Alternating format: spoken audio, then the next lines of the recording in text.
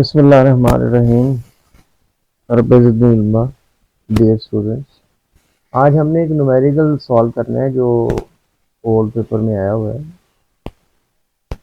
और बहुत अच्छा न्यूमेरिकल है, ज़बरदस्त न्यूमेरिकल है और ट्राईवेरिएट की एग्जांपल है। ये हमने यूनिवेरिएट न्यूमेरिकल इस तरह के किए हुए हैं, बाईवेरिएट भी किए हुए हैं, बट ट्राईवेरिएट का ये पहला न्यूमेरिकल है जो हम कर रहे हैं। तो देखें, स्टेटमेंट पढ़ते हैं। If joint density of three random variable X Y Z, joint density होगी थ्री रैंडम वेरिएबल्स की तो ट्राईवेरिएट होगी। दिस इज ट्राईवेरिएट डेंसिटी की एक्स वाई स्क्वायर जी। और आगे इसमें सपोर्ट दी हुई है। इस डेंसिटी की जो सपोर्ट है, let me show you, x और वाई की इसमें सपोर्ट इस तरह से दी है। एक्स कॉमा वाई ये दोनों, एक्स कॉमा वाई लिखा हुआ है और यहाँ जीरो लिखा हुआ है। इसका मतलब both X and Y lies between zero and one. ये आपने पहली दफ़ा देखा होगा। पहले हम खाली एक्स जीरो टू वन लिखते थे, खाली वाई जीरो टू वन लिखते थे। दिस इज अनदर स्टाइल जिसमें एक्स और वाई दोनों को आप एट द सेम टाइम कह सकते हैं कि they lie between zero and one. G की सपोर्ट क्लियर है, उसने कहा this is zero to two, this is full support. और अगर फुल सपोर्ट में किसी भी हम पीडीएफ को इंटीग्रेट करें तो आपको पता है आंसर वन आ जाता है। इस बात को बोलते हैं टोटल प्रोबेबिलिटी, और टोटल प्रोबेबिलिटी हमेशा वन होती है। फर्ज करने अगर हमारे पास खाली एफ ऑफ एक्स होता तो यहाँ एक ही इंटीग्रल होता, आंसर फिर भी वन होता है। अगर हमारे पास दो वेरिएबल होता है, यानी कि बाईवेरिएट डेंसिटी होती है, एफ ऑफ एक्स ही होता तो हमारे पास यहाँ दो इंटीग्रल होते और दो इंटीग्रल अप्लाई करते हैं, आंसर वन होता है। अब यहाँ हमारे पास ट्राईवेरिएट डेंसिटी है तो तीन इंटीग्रल अप्लाई होंगे और आंसर आएगा वन। यहाँ एक छोटी सी मिस्टेक आपने देख ली होगी, D X and D Y D Z are missing, तो ये हमें डाल देते हैं, ये मिस्टेक है। ठीक है, integrals are accompanied by these these। Okay, तो आइए अब हम इस ट्रिपल इंटीग्रल पे काम शुरू करते हैं। फुल सपोर्ट हमने अप्लाई कर दी, X zero to one apply किया, जो y था वो जीरो टू वन अप्लाई किया, जो z था वो जीरो टू टू अप्लाई किया। हमने तीनों वेरिएबल के लिहाज से इंटीग्रेट करना है। k को हमने आउटसाइड लिख दिया एज अ फ्रैक्शन, और सबसे पहले हम z को इंटीग्रेट करेंगे। तो z की इंटीग्रेशन जो होने जा रही है उसको हमने थोड़ा डिस्टेंस पे लिख लिया ताकि वाज़ेह नज़र आ जाए कि we are going to integrate out z with this very limit. तो ये डेफिनेट इंटीग्रल है, तो जी का जो आपको पता है इंटीग्रल है वो जी स्क्वायर बाय टू होता है, और ये जीरो टू टू हमने जब लिमिट लगाई इसके ऊपर तो टू की जगह मैंने जी की जगह जब टू रखा तो two raise by two four आ गया, फोर बाय टू टू होता है, तो ये टू आ गई है, ये वाला भी टू इस वजह से आया। ये मैंने इसको बाहर लिख दिया क्योंकि ये फैशन है कि कॉन्स्टेंट को आउटसाइड लिखते हैं। ठीक है, आप देखिए एक इंटीग्रल कोलैप्स हो गया, ठीक है, and we are left with two integrals. अब हम प्रेपरेशन करेंगे वाई वाला जो वेरिएबल है उसको इंटीग्रेट आउट करने की। तो हमने उसको थोड़ा सा डिस्टेंस पे लिखा, ये देखें थोड़ा, ताकि आप मेंटली प्रिपेयर हो जाए कि we are going to integrate of Y square की इंटीग्रेशन होती है वाई क्यूब बाय थ्री, और लिमिट हमने लगाई जीरो टू वन है।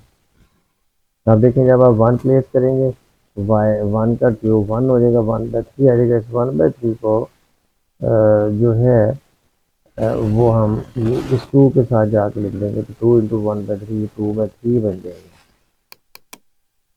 तो प्लीज़ ध्यान देखें, ये जो वन बाई थ्री यहाँ से जनरेट हुआ, ये टू के साथ मिलकर टू बाई थ्री बन गया कि is already lying outside and we are left with only one integral no. अब एक्स का इंटीग्रल हमारे पास है, we have to perform it now.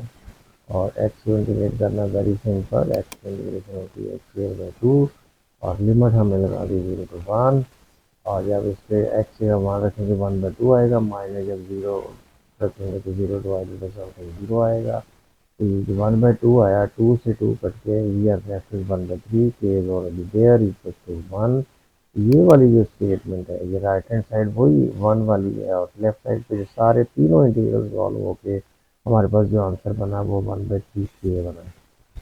तो इस थ्री को मैं राइट साइड पे ले जाकर के इक्वल टू 3 आंसर आ गया। इसका मतलब ये होगा कि हमारे पास जो ट्राई वेरिएट डेंसिटी में के बड़ा हुआ था वो 3 था, और अब ये हमारे पास एक प्रॉपर पीरियड बन गया where there is no ambiguity at all, there is no unknown at all, right.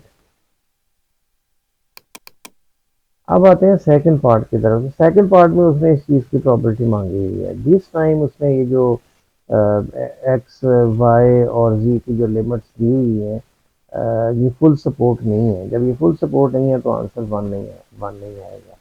Full support पे अगर आप इंटीग्रेट किसी भी पीडीएफ को करेंगे तो आंसर वन आएगा।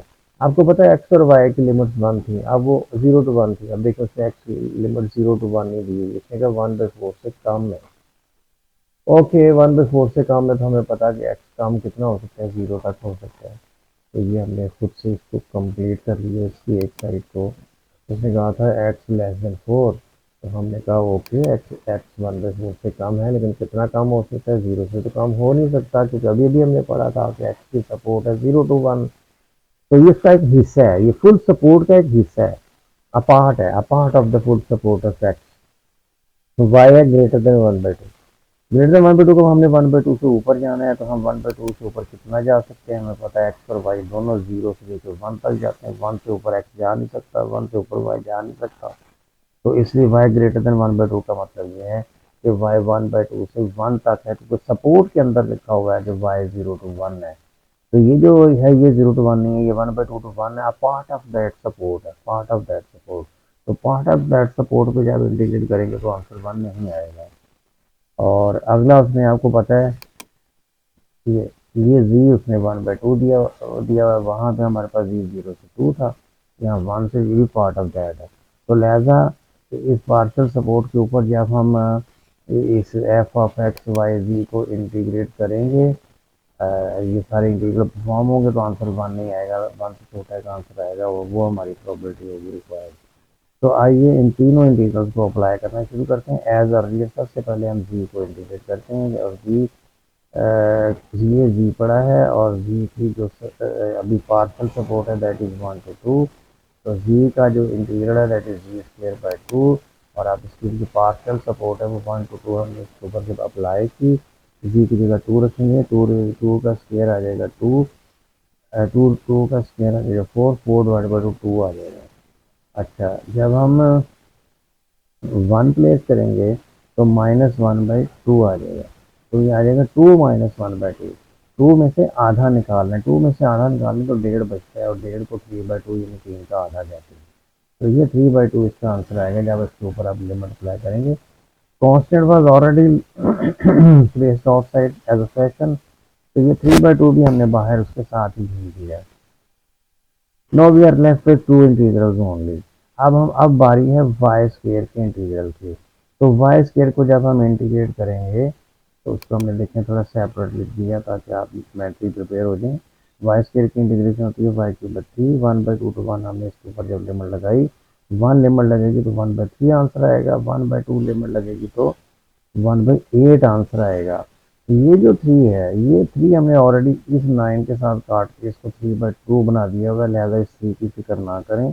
आप पहले 1 रखें, 1 आंसर आएगा, माइनस जब 1/2 रखेंगे तो 1/2 का थ्रू 1/8 आंसर आएगा, तो 1 - 1/8 इसको सॉल्व करेंगे 7/8 आएगा। ये 7/8 भी हमने 3/2 के साथ जाके प्लेस कर दिया। No we are left with only one integral. तो अब एक्स को इंटीग्रेट किया, x² by 2 आया, इसकी लिमिट 0 to 1/4 थी। तो अब ये 2 जो था ये 16 से आने से पहले हमने इसको 32 कर लिया। अब एक्स स्क्वायर के ऊपर हमने सिर्फ ये लिमिट लगानी है 0 to 1/4, तो ये 1/16 बन गया। तो 32 को 16 से मल्टीप्लाई किया तो 21/5 का, और अगर डेसिमल फॉर्म में ले जाएंगे तो 0.041 अप टू 3 डेसिमल प्लेस, ये आंसर हमारे पास आ जाएगा। That's all. देखिए 1 आंसर नहीं आया बिकॉज हमारे पास जो फुल सपोर्ट पे हमने इंटीग्रल पाए नहीं किए थे, पार्शियल सपोर्ट पे किए थे, तो इसलिए इस प्रोबेबिलिटी का आंसर फाइनली हमारे पास ये आ गया। Right, thank you very much, अल्लाह हाफिज़।